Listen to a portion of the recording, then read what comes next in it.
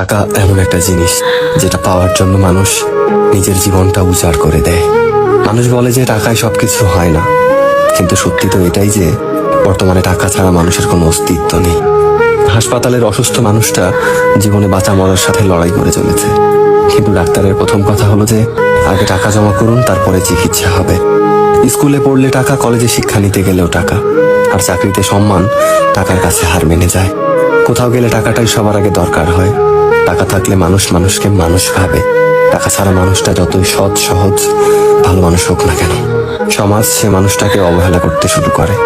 বাস্তবতা তো এটাই যে টাকা শুধু দরকারই হয় না, আজকাল মানুষের সব থেকে বেশি প্রয়োজনীয় জিনিস হয়ে উঠেছে। টাকা আছে সেই ঠিক, সেই সব থেকে সম্মানী ব্যক্তি এবং সম্মানের যোগ্য। আর যার কাছে টাকা নেই, তার সত্যিগুলোকেও খুব সহজে মিথ্যে বানিয়ে দেওয়া যায়।